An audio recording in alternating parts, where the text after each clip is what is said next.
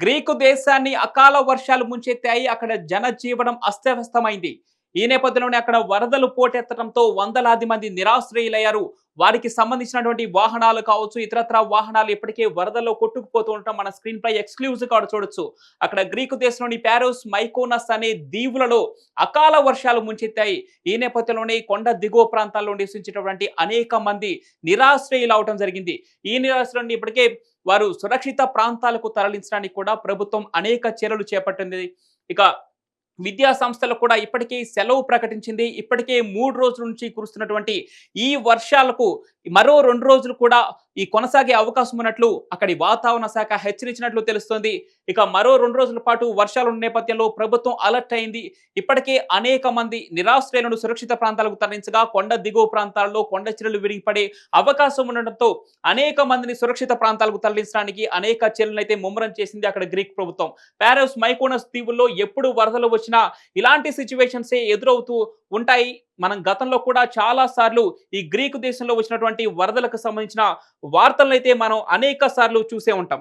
ఇప్పుడు క్లియర్ గా చూడొచ్చు స్క్రీన్ పై ఆ వరద ఉధృతి ఎంతవరకు ఉందో. వీధులలో కూడా ప్రవేశించి ఆ వరద నీరు అక్కడ ఉన్నటువంటి వాహనాలు కూడా ఆ వరద ఉధృతిలో కొట్టుకుపోయేంతలాగా ఈ వరద ఉధృతి అయితే వస్తుంది. ఇప్పటికే విద్యా సంస్థలకు సెలవు ప్రకటించింది. ఈ పారోస్, మైకోనస్ అనే దీవులలో గంటకు 74 కిలోమీటర్ల వేగంతో ఈదురుగాలులు వస్తున్న నేపథ్యంలో అక్కడి ప్రభుత్వం అలర్ట్ అయింది. ఆ కొండ దిగువ ప్రాంతాల్లో ఉన్నటువంటి ప్రజల్ని ఇప్పటికే సురక్షిత ప్రాంతాలకు తరలించడం జరిగింది. అక్కడి పరిస్థితులు అల్లకొల్లలంగా ఉన్న నేపథ్యంలో ప్రజలను అలర్ట్ చేసింది.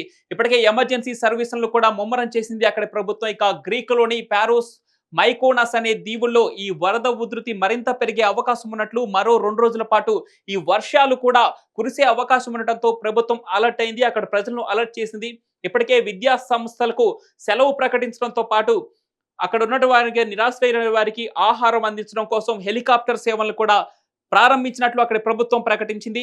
ఇప్పటికే 3 రోజుల నుంచి కురుస్తున్న నేపథ్యంలో అక్కడ విద్యుత్ సరఫరా కూడా అంతరాయం కలిగినట్లు అక్కడి ప్రభుత్వం పేర్కొంది.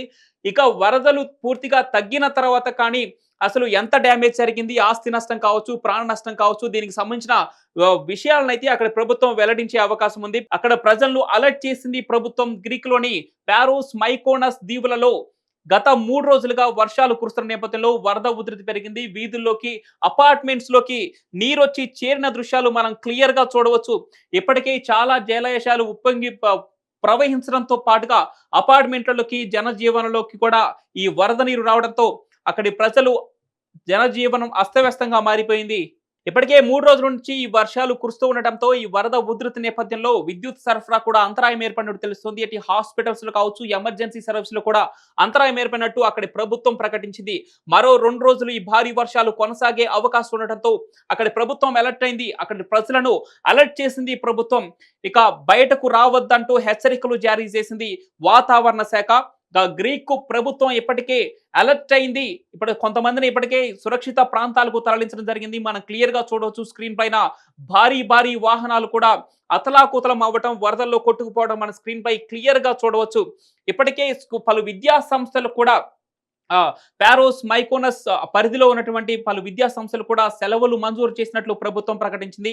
మరో 2 రోజుల పాటు ఇదే ప్రభావం ఉండబోతుందన్నట్లు కూడా అక్కడ ప్రభుత్వం ప్రకటించింది. గంటకు 74 కిలోమీటర్ల వేగంతో ఈదురుగాలులు వీస్తూ ఉండటంతో ప్రభుత్వం అలర్ట్ అయింది. ప్రజలకు హెచ్చరికలు జారీ చేసింది.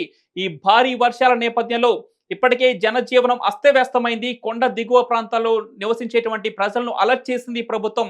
కొంతమంది నిరాశ్రయులైనటువంటి వారిని ఇప్పటికే సురక్షిత ప్రాంతాలకు తరలించడం జరిగింది.